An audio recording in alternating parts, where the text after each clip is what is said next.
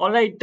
So I have been talking to a lot of students through Telegram, through phone calls, through WhatsApp, through my one-on-one mentorship sessions, and I found a common doubt. I found a common issue amongst all the aspirants, and that is how to balance phase one and phase two preparation for RBI Grade B.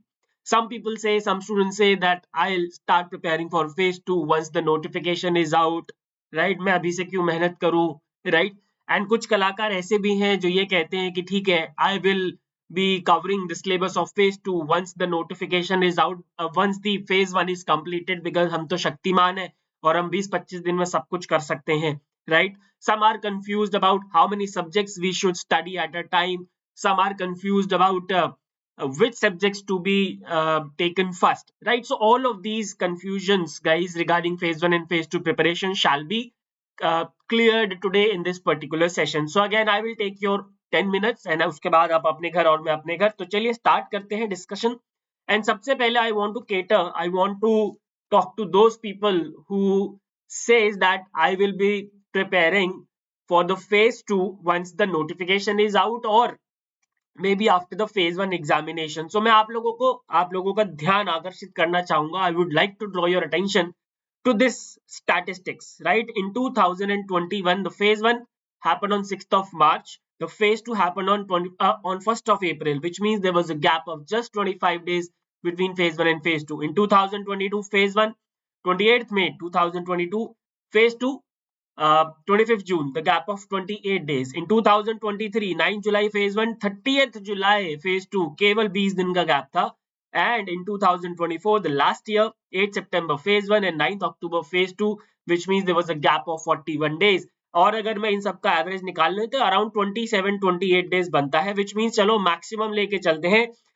Let's say that you will get 30 days between phase 1 and phase 2. So do you think that you will be able to cover the syllabus of finance, management and ESI along with the answer writing practice and essay writing practice in the given 30 days, and of course the revision, and of course the current affairs, and of course the government schemes, and of course the annual surveys? Do you really think, are you I mean, are you out of your mind when you are saying that I will be starting preparation after phase 1 or after the notification? So my dear friends, one thing is pretty much clear, that you have to prepare for both the phases, phase 1 and phase 2, from today.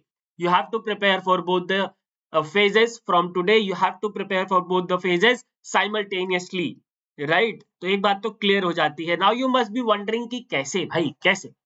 So कैसे पे जाने से पहले I would like that you try to find certain common things between phase 1 and phase 2. phase 1 और phase 2 में जो commonalities है उसके बारे में हम बात करें. So these are the common things between phase 1 and phase 2.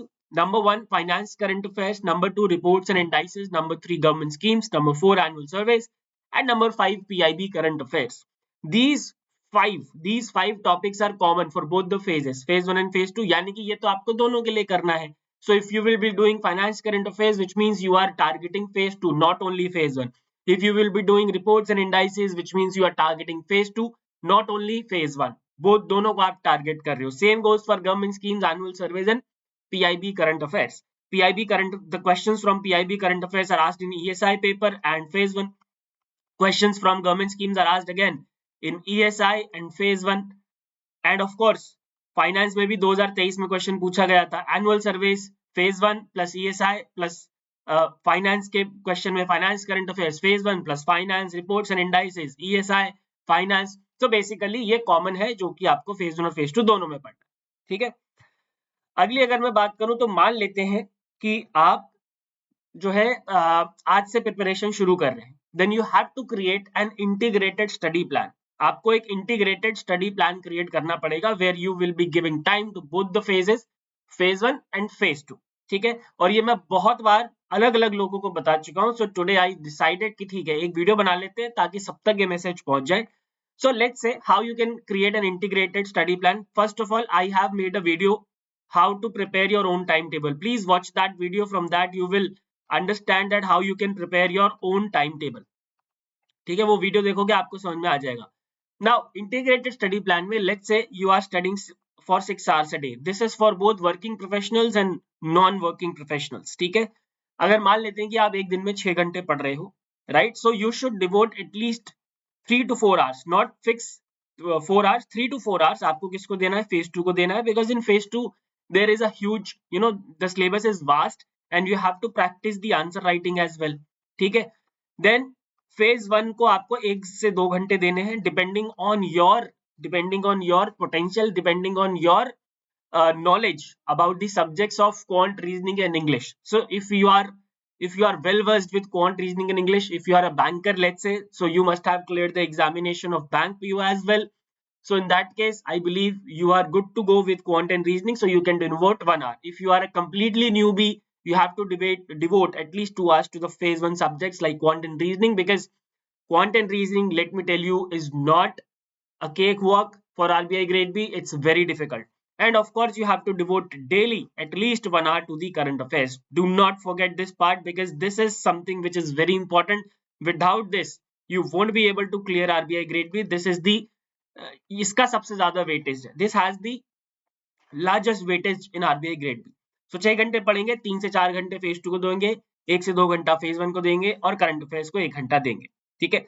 Now अब जब हम अपना इंटीग्रेटेड स्टडी प्लान बना रहे होंगे तो उस समय हमें क्या चीजें ध्यान में रखनी है. So you need to divide your slots into morning and evening session. Morning, और ये मैं बात कई बार बता चुका हूँ, पहले भी अपनी पीआईबी वीडियोस में बता चुका हूँ, और जो मैंने एक 6 महीने का टाइम टेबल दिया था उसमें भी मैंने बताया था, बट मैं एक बार और बताना चाहूंगा ताकि आप लोगों के दिमाग में ये जाए.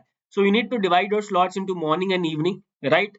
Now what you can do, let's say you are covering phase 2 in the morning, and phase 1 in the evening, phase 1 plus current affairs in the evening, or vice versa. You can also reverse it, like for example you are doing phase 1 plus current affairs in the morning, and in the evening you are doing phase 2. ठीक है. Now pick 2 subjects at a time along with current affairs. Let's say today you have picked finance from phase 2 and quant from phase 1. So finance plus quant, these are the 2 subjects, and of course current affairs to chalta rahega. And let's say after 1.5 months, let's say in 1.5 months you have completed both finance and quant, then in the next month you can pick up the management and reasoning. ठीक है. बहुत सारे लोगों को English पढ़ने की जरूरत नहीं है. ठीक है. फिर उसके बाद 1.5 months के बाद मान लेते हैं कि आपने ESI पकड़ लिया और प्लस इंग्लिश पकड़ लिया. ठीक है. इस तरीके से अगले 3 से 4 महीने में जो आपका सिलेबस है वो पूरा कंप्लीट हो जाएगा विदाउट एनी ओवरवेलमिंग. ठीक है. Don't forget to practise questions. भाई अगर आप सिर्फ पढ़ते चले जा रहे हो and you are not practising the questions, you are digging a well for yourself. ठीक है. Why? Because in the examination you don't have to just write the answer, there will be objective questions as well, right?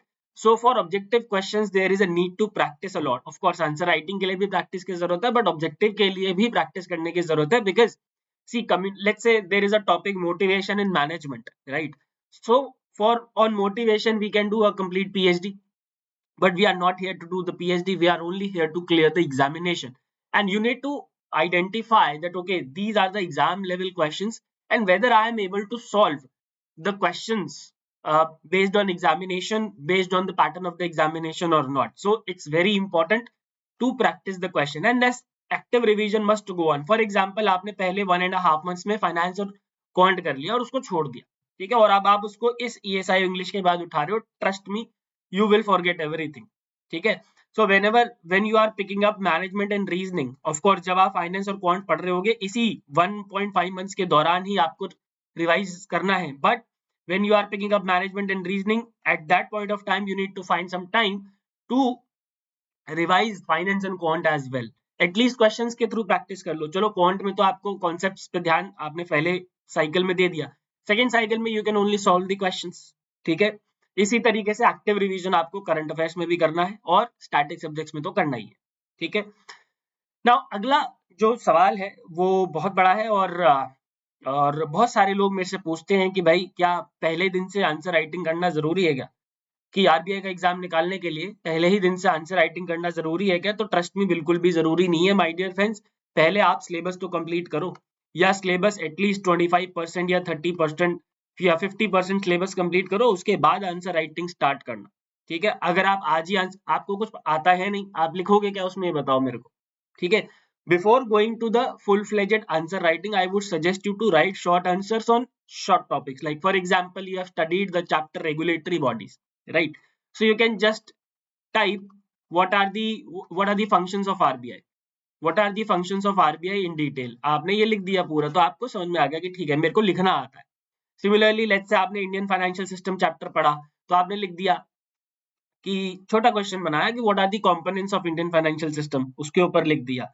For example आपने कोई एक health के ऊपर question बनाया, तो आपने लिख दिया कि व्हाई, क्वेश्चन लिखा कि व्हाई इन इंडिया, या what are the initiatives which are being taken by the government of India in the health sector. तो इस तरीके से छोटे छोटे आंसर लिखने, और उसके बाद आपको बड़े आंसर पे जाना है. ठीक है, और पहले दिन से नहीं करना है, at least cover 25-30% syllabus and then start answer writing. ठीक है, इसके बाद एक सवाल आता है कि भाई शॉर्ट नोट्स अपने बनाए कि नहीं बनाए. देखो मैं आपको बताता हूँ एक चीज. फॉर एग्जांपल आपने कोई कोर्स लिया हुआ है, मेरा ही कोर्स लिया हुआ है मान लेते हैं, तो अब हमने स्टडी नोट सेक्शन में अपने पीडीएफ दे रखी है कॉम्प्रिहेंसिव. ठीक है, अब मान लेते हैं कि रेगुलेटरी बॉडीज, अगेन इसी चैप्टर की बात करते हैं, एक फाइनेंस का चैप्टर है रेगुलेटरी बॉडीज. मान लेते हैं कि इसमें 30 पेजेस है. ठीक है, और ऐसे 20 चैप्टर हैं. ठीक है, तो 20 इंटू 30 एवरेज मान लेते हैं 600 पेज हो गए. तो when you will be going to revise it during the phase 1, जो फेज 1 और फेज 2 के बीच का टाइम पीरियड है, ठीक है, मतलब 20-25 दिन. अब आपके पास 20 से 25 दिन है, right? So do you think that you will be able to revise all the 600 pages? Do you really think? Of course not. So that is why I always recommend to prepare your own handwritten notes or maybe online notes, जिसमें भी आप comfortable हैं. So इसका फायदा ये होता है कि when you prepare your own notes ना, then आपको पता है कि आप एक तो लिख क्या रहे हैं, तो वो आपके दिमाग में बैठता रहता है. एक बार आपने पढ़ लिया, एक बार आपने लेक्चर देख लिया, फिर आपने पीडीएफ से पढ़ लिया, फिर आपने खुद नोट्स बना लिए, तो उससे आपके दिमाग में चलता है. एंड लास्ट मिनट रिविजन्स के लिए trust me, hand written notes और may be the short notes are the boon. उसके बिना it is not possible to revise all those PDFs in the given time period. So I would request everyone to prepare short notes of their own. अब notes बनाते वक्त ध्यान रखना कि ऐसा नहीं है कि 30 पेज का चैप्टर था तो उसको मैंने नोट्स बनाए तो 20 पेज बने. भाई ये तो फिर कोई पॉइंट ही नहीं है. 30 पेज को आपको एटलीस्ट रिड्यूस करना है 10 पेजेस पे एटलीस्ट, और उससे कम हो सके तो और कम, right? And last but not the least, mock test. क्या इंपॉर्टेंस है भाई मॉक टेस्ट की? देखो आपने बैलेंस कर लिया फेज 1 फेज 2 को, दैट इज फाइन, सब समझ में आ गया. लेकिन अगर आप मॉक टेस्ट लगाए बिना, अगर आप मॉक टेस्ट लगाए बिना अगर आप एग्जाम में चले जाते हो, trust me you won't be able to complete the paper. आपका पेपर ही कंप्लीट नहीं होगा. ठीक है, क्योंकि आपको पता ही नहीं है कि आपको कौन सा क्वेश्चन पिक करना है. For example if I talk about quant and reasoning, you won't be able to solve all 30 questions of quant and all 60 questions of reasoning in the exam, that is for sure. So you need to identify that which questions I have to pick during the actual examination, and how you can do that, my dear friends. You can only do it through the mock test. Trust me, you can only do it through the mock test. There is no other way around. ठीक है ना?